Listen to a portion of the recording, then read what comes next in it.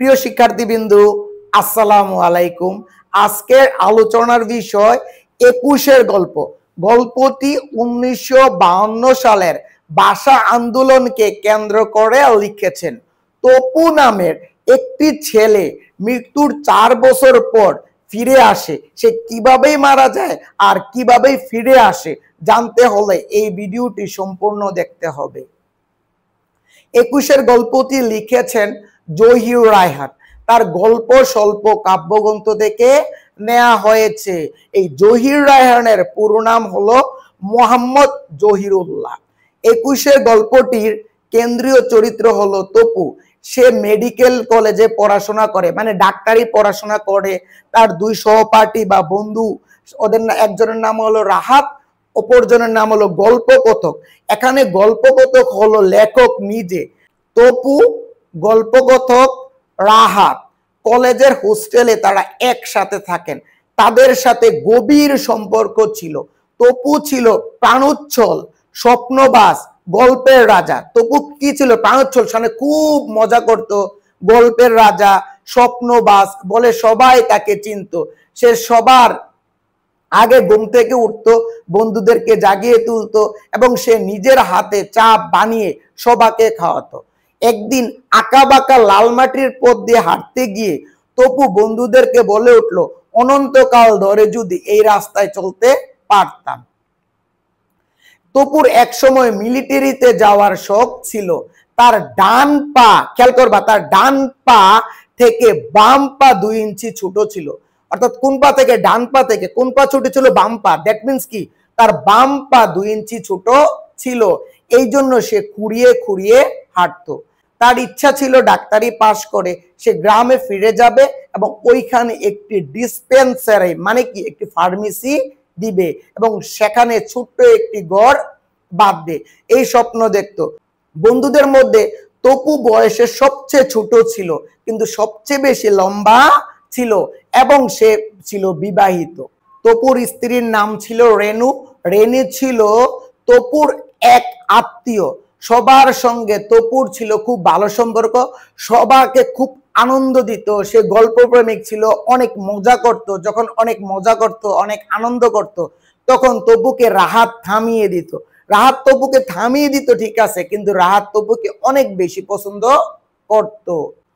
তপুর স্ত্রী রেনু, তারপরে তপুর বন্ধুরা একসাথে বেড়াতে যেত। তখন রেনু কি করতো? বাসা থেকে ডাল মুট ভেজে নিয়ে আসতো, ভেজে নিয়ে সবাইকে দিত। রেনু যখন হোস্টেলে আসতো, গল্পকথক মানে লেখক জহির রায়হান নিজে, গল্পকথক লেখক জহির রায়হান, রাহাত তারা চাঁদা তুলে চা আর মিষ্টি এনে রেনুকে খাওয়াতো। তপুর বন্ধুদের কাছে রেনু কোনো অভিযোগ করলে তপু লজ্জায় লাল হয়ে যেত। ১৯৫২ সালের আগে আমরা ছিলাম পূর্ব পাকিস্তান আর ওরা ছিল পশ্চিম পাকিস্তান। আমাদের রাষ্ট্রভাষা ছিল বাংলা, ওদের ছিল উর্দু। ওরা আমাদের রাষ্ট্রভাষা বাংলার পরিবর্তে উর্দু করতে চেয়েছিল। হোস্টেলের বাইরে সবুজ মাঠে অনেক লোক, তারা বাংলা ভাষাকে রাষ্ট্রভাষার দাবিতে মিছিল শুরু করে। তপু রাষ্ট্রভাষা বাংলা চাই এই প্লে কার্ড হাতে নিয়ে মিছিলে অংশগ্রহণ করতে যাবে। তার স্ত্রী রেনু তাকে বাধা দেয় এবং বলে যে তোমার মা তোমার জন্য কান্নাকাটি করতেছে। রেনু তাকে টানাটানি করে, কিন্তু সে রেনুর হাত থেকে তার হাতটি ছুটিয়ে নেয় এবং নিয়ে বলে যে তুমি সহকারে আমাদের সাথে চলো। তারা বাংলা ভাষাকে রাষ্ট্রভাষা করার দাবিতে মিছিল শুরু করে এবং তার পাশে ছিল গল্পকথক মানে লেখক এবং রাহাত ছিল তাদের পাশে। যখন মিছিলটি হাইকোর্টের মোড়ে পৌঁছতে না পৌঁছতে হঠাৎ লোকজন চিৎকার করে পালাতে লাগলো আর প্লে কার্ড সহ তপু মাটিতে লুটিয়ে পড়লো। গুলি লেগেছে তপুর কপালে। তপুর কপালের মাঝখান দিয়ে গর্ত হয়ে অনেক রক্ত পড়তেছিল এবং তপুর মতো আর অনেক ছেলে মেয়েরা রাস্তায় পড়েছিল, গুলিতে আহত হয়েছিল। রাহাত অনেক কান্নাকাটি করেছিল তখন। আর তখন গল্পকথক রাহাতকে বলল, রাহাত তাড়াতাড়ি হোস্টেলে চলে যা, কারণ ওইখানের অবস্থা খুবই খারাপ ছিল। আর একটু থাকলে হয়তো বা রাহাত এবং গল্পকথক ওরাও মারা যেত। মিলিটারিরা মানে শুধু পাকিস্তানিরা শুধু তপুর লাশটি এখান থেকে তুলে নিয়ে যায়নি, তারা তপুর লাশটি তুলে নিয়ে যায়। নট অনলি তপুর লাশ, ওইখানে তপুর মতো অনেকে মারা গিয়েছিল, ওদের লাশগুলো সহকারে ওরা পাকিস্তানিরা কি করে তুলে নিয়ে যায় এবং এগুলোকে গুম করে ফেলে। তপুর বন্ধু রাহাত এবং গল্প কথক তারা কখনোই ভাবিনি যে তপুকে এভাবে তাদেরকে হারাতে হবে। তপুর মৃত্যুর পর তপুর মা গড়াগড়ি দিয়ে কেঁদেছিল এবং তপুর স্ত্রী পলকহীন চোখে তাকিয়েছিল এবং তার চোখ দিয়ে অনেক পানি পড়েছিল, মানে অশ্রু ঝরেছিল। রাহাত গল্প কথককে এই দৃশ্য দেখে বলেছিল, ইস আমি মরলেই ভালো হতো। সেদিনের পরে তারা তপুকে আবার ফিরে পাবে কখনো ভুলে কল্পনা করেনি। রাহাত এবং গল্প কথক, মানে রাহাত এবং গল্প কথকের পাশের সিটে তপু থাকতো।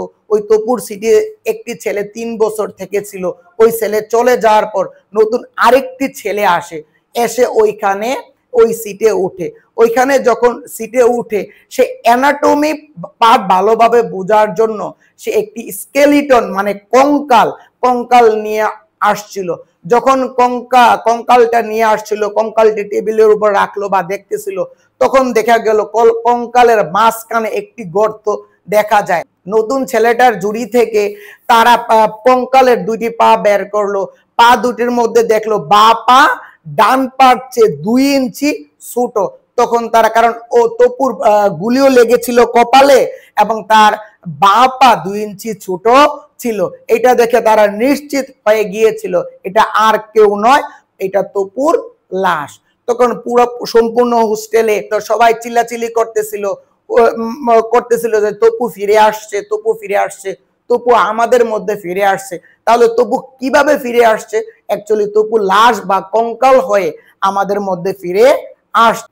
এভাবে যে তপু ফিরে আসবে তপুর বন্ধু অথবা গল্পকথক কখনোই কল্পনা করেনি বা কখনোই জানতে পারেনি।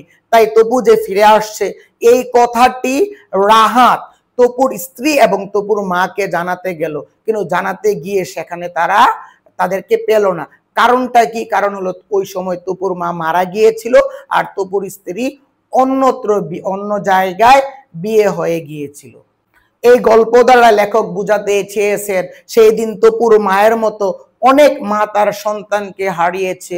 এখানে তপুর মা দ্বারা রূপ করতে 1952 সালে যারা ভাষা আন্দোলনে শহীদ হয়েছেন তাদের মাকে বোঝানো হয়েছে। রেণুর মতো অনেকে তার স্বামীকে হারিয়েছে। গল্পকথক ও রাহাতের মতো অনেকে তার বন্ধুদেরকে হারিয়ে ফেলেছে। আমাদের একটি মাত্র জিনিস অর্জন হয়েছে, আমাদের একটি মাত্র সান্ত্বনা একটুই, মানে আমাদের রাষ্ট্রভাষা বাংলা ভাষা হিসাবে মর্যাদা পেয়েছি এবং আমরা এই বাংলা ভাষায় কথা বলতে পারি। প্রিয় শিক্ষার্থীবৃন্দু, আমি এই ভিডিওটি এমন ভাবে তৈরি করেছি জাস্ট তোমরা যদি বই নাও পড়ো এই ভিডিওটি 2 থেকে 3 বার মনোযোগ দিয়ে যদি শোনো তাহলে পরীক্ষায় যে কোনো সৃজনশীল প্রশ্ন তোমরা ইজিলি আনসার করতে পারবা। আর আমার ভিডিওটি যদি তোমাদের ভালো লেগে থাকে এই ভিডিওটি তোমাদের বন্ধুদের মধ্যে শেয়ার করে দিবা, লাইক কমেন্ট করবা ও আমার চ্যানেলটি সাবস্ক্রাইব করে নিবা। আসসালামু আলাইকুম।